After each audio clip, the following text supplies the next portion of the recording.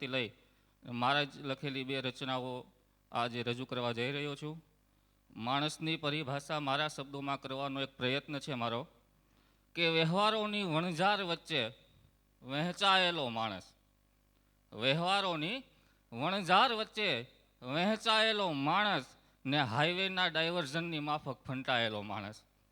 વ્યવહારોની વણઝાર વચ્ચે વહેંચાયેલો માણસ, હાઈવેના ડાયવર્ઝનની માફક ફંટાયેલો માણસ ને કોઈ કોઈનું ના સાંભળે છતાં જીવવાનું. ગુજરાતી ભાષાની કહેવત ઘેર ઘેર માટીના ચૂલા. કોઈ કોઈનું ના સાંભળે છતાં જીવવાનું. બહુ ચાલ્યો પણ હવે થાક્યો આ માણસ, કોઈ કોઈનું ના સાંભળે છતાં જીવવાનું. ને સપનાઓ જોયા મહેલોમાં જીવવાના.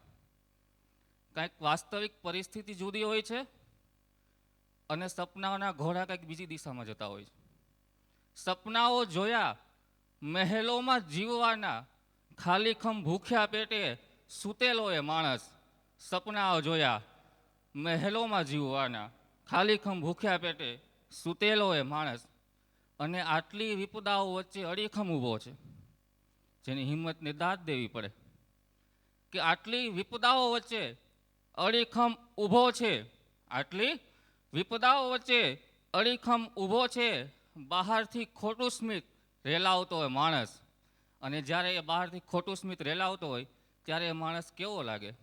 બહારથી ખૂબ સુંદર, બહારથી ખૂબ સુંદર, પણ અંદર તો મરહૂમ છે. બહારથી ખૂબ સુરત પણ અંદરથી મરહૂમ છે. તાજમહેલ જેવો દેખાતો આભાસી આ માણસ, બહારથી ખૂબ સુંદર. ને ગઝલનો મક્તા રજૂ કરું છું કે દુઃખો દિલમાં દફન કરી જિંદગી વિતાવી તેજ. તેજ અહીં તખલ્લુસ છે કે દુઃખો દિલમાં દફન કરી જિંદગી વિતાવી તેજ. માણસને ના મળ્યો કોઈ સાચો માણસ, દુઃખો દિલમાં દફન કરી જિંદગી વિતાવી. મારી બીજી એક રચના, આપનું આ ગંભીર ચહેરા ઉપરથી લાગે છે કે તમે મારા શબ્દોને ગંભીરતાથી લઈ રહ્યા છો,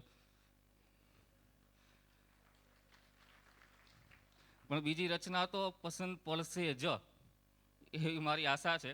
કારણ કે આપણે રોજબરોજના જે શબ્દો વાપરતા હોઈએ છીએ એમાંથી એક ગઝલ લખવાની મારો એક નાનકડો પ્રયત્ન છે કે સુખોનું થાય એકત્રીકરણ ને દુઃખોનો હક જતો કરીએ. સુખોનું થાય એકત્રીકરણ ને દુઃખોનો હક જતો કરીએ. જિંદગીની આ વારસાઈમાં કોના કોના નામ આગળ ધરીએ. સુખોનું થાય એકત્રીકરણ ને દુઃખોનો હક જતો કરીએ. અને આગળ તમે જોજો, કવિનો સ્ટેમિના જોજો કે અમને તો ખબર હતી જ કે પ્રકરણ પરત આવશે અમારા પ્રેમનું.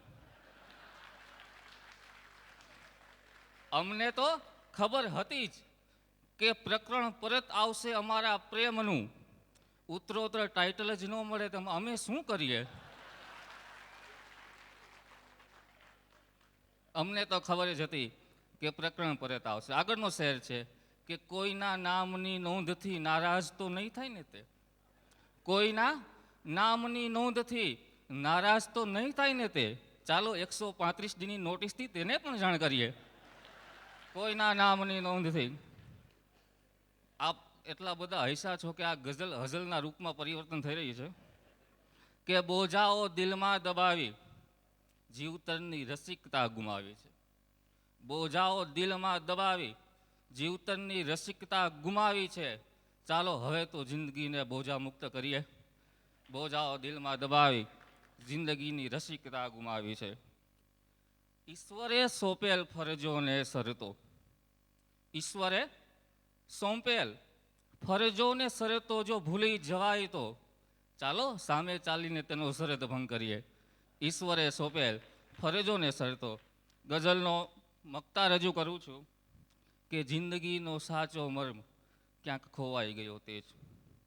જિંદગીનો સાચો મર્મ ક્યાંક ખોવાઈ ગયો તે જ. ચાલો બની શકે તો જિંદગીનો હેતુ ફેર કરીએ.